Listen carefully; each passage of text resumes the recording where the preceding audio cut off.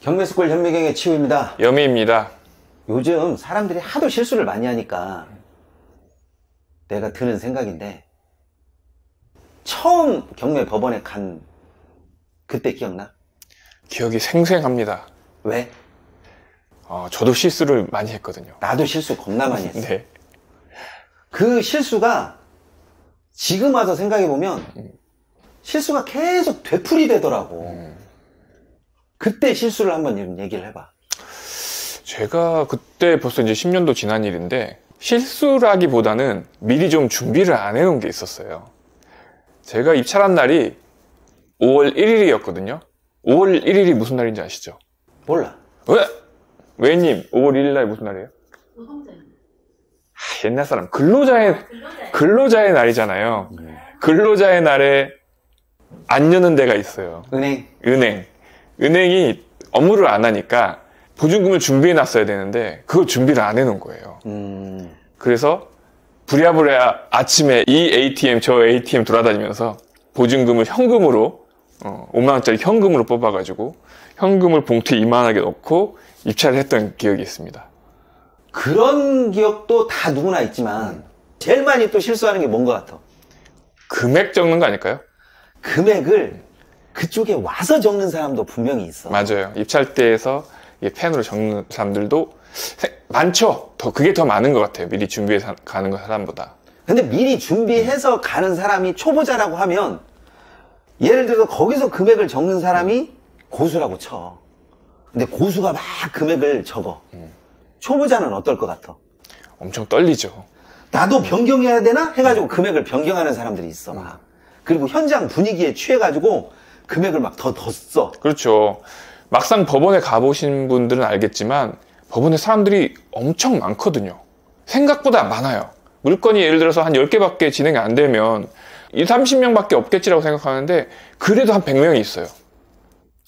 왜 100명이 있냐면 입찰하는 사람은 20, 30명밖에 안 될 수도 있지만, 예를 들어서 그냥 구경 온 사람들 또는 앞에서 명함 나눠주시는 분들, 그리고 각 그 정보경매 사이트에서 와서 이게 적으시는 분들 있거든요. 그분들이 입력을 해요, 어플에. 그래야 이제 실시간으로 뜨고 이렇게 하시는 분들도 있고. 네, 그런 분들이 다 모여있기 때문에 그 법원에 있는 사람들 수를 보고 마음이 동해가지고 입찰 가격이 자꾸 올라가는 거죠. 입찰 가격이 올라가서 딱 낙찰이 되는 순간 제대로 현타가 오는 거지. 그렇죠. 아, 내가 이 가격을 왜 썼을까? 비싼 떡 사 먹는 거죠. 가끔 가다가 바로 현타가 오셔가지고 이거 낙찰 취소해달라고 막 거기서 울며 사정하는 사람들도 있어. 맞아요. 그렇게 할 필요가 없어요. 될 수 있으면 나는 입찰금 변경은 안 했으면 좋겠어요. 그리고 경매법원에서 정말 흔하게 벌어지는 풍경 중에 하나가 기일이 변경됐거나 아니면 취소되는 경우. 맞아요. 있어요. 그걸 끝까지 또 기다려. 그걸 몰라서. 그리고 입찰장에 올 때는 웬만한 것은 다 정리가 된 상태에서 와야 되는데 입찰장에서 뭔가를 깨닫는 분들이 있어. 얼마 전에 우리 단톡방에서 그 이야기가 나와서 나도 깜짝 놀랐어. 저도 깜짝 놀랐습니다. 그렇게 하시면 안 돼요. 아니, 자기가 지금 어떤 경매에 입찰하는지를 몰라. 자기 사건 번호도 제대로 모르시고 물번도 제대로 모르시고 심지어는 지번도 모르시더라고요. 우리가 물번 하는 것이 물건 번호인데 물번이 뭐예요? 라고 물어보는데 환장하겠더라고. 이거 대답해야 돼? 그리고 어떻게 할 수가 없었어요. 그때 저도 보면서도. 그리고 내가 지금 지분 물건을 투자를 하는 건지 아니면 온전한 물건을 투자하는지를 몰라. 이 이야기는 뭔 말이야? 등기부등본도 한 번 안 봤다는 얘기 아니야. 그러니까요. 등기부등본도 안 보셨어요. 그리고 돈 집어넣어. 그리고 낙찰을 받았어. 누구 탓이야? 누구를 탓해요? 본인이 그렇게 결정하신 거야. 이게 탓이 안 되는 거야. 네. 그 상황에서 돈 돌려주세요 하겠어? 아니면 제가 잘못 썼어요 하겠어? 그러니까 그 상황이 저는 되게 이상하다 했는데 이상하게 흘러갔어요. 그분이 그날 당일에 가서 본인 물건이 변경됐다고 알고 계셨는데 사실은 변경된 물건이 아니었어. 그래서 진행을 하게 된 거예요. 진행을 하게 돼서 최저가 입찰을 했는데 2명이 입찰을 했대요. 다행이다 싶었어요. 저는 아무것도 모르시는 초보분이 그냥 입찰 연습한 걸로 끝났으면 좋겠다라고 생각했는데 배찰해야지. 그게 저는 더 좋다고 생각을 했는데 그 1등으로 낙찰 받으신 분이 숫자를 하나 잘못 적으신 거예요. 아이고.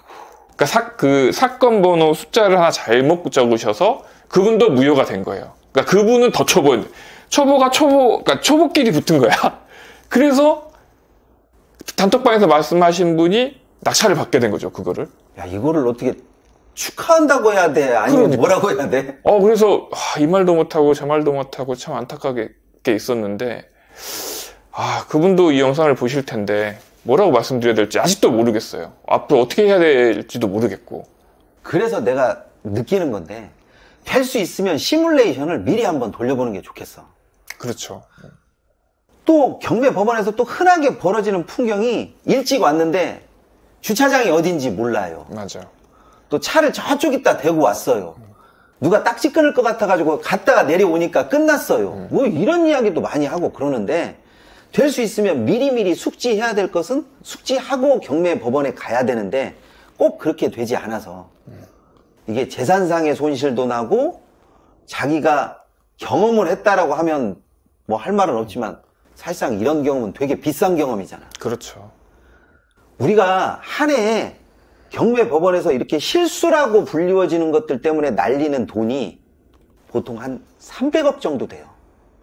이 돈이 적은 돈이 아니야. 그럼요. 이 돈이 그냥 공중에 뻥하니 없어진다라고 생각하게 되면 정말 아까운 돈이거든요. 그 실수의 가격치고는 상당히 비싼 금액이기 때문에 될 수 있으면 이틀이나 3일 전에 내가 뭘 체크해야 되고 뭘 확인해야 되는지는 꼼꼼하게 점검하셔서 경매 법원에 가는 것을 추천드립니다. 그렇습니다. 그리고 이렇게 말씀하시는 분들이 있어요. 직접 경험이 가장 좋다. 여기저기 학원을 다닌다거나 어디를 수강한다거나 하는 그런 비용이 아깝다. 차라리 나는 그 돈으로 바로 실행해보는 게 낫다고 생각한다. 이런 분들이 있는데 저는 개인적으로 비추천합니다. 나도 그건 추천하지 않아. 비추입니다. 이게 직접 경험할 게 있고 또 간접 경험을 통해서 경험을 쌓아야 되는 게 있는데 무작정 달려간다고 되는 일이 아니거든요. 그리고 기왕이면 직접 경험을 하더라도 돈이 되는 경험을 하는 게 맞거든요. 근데 아무것도 모르고 직접 경험으로 달려가면 100이면 100 돈이 안 되는 경험을 합니다. 그래서 돈이 조금 들더라도 충분히 배우시고 공부하시고 그리고 그 다음 스텝을 밟는 게 훨씬 낫다고 생각하거든요. 대부분 그렇게 실수를 하는 사람들의 유형을 보면 누가 어쩐다더라 뭐 이런 이야기를 듣고 가는 분들이 대부분이야. 그렇죠. 그러다 보니까 생각보다도 지식이 짧고 생각보다도 훨씬 더 엉뚱한 일을 많이 벌이시더라고. 그렇죠. 이런 일은 좀 안 했으면 좋겠다는 생각이 들어요. 그리고 요즘에 유튜브를 많이들 보시니까 저희도 유튜브를 하고 있지만 유튜브에서 그런 단편적으로 그런 얻는 지식들이 위험할 수도 있어요. 독이 되지. 네, 단편적으로 아는 지식들, 짜집기로 들어온 그런 지식들은 내 지식이 아니에요. 그냥 알고 지나가는 것 뿐이에요.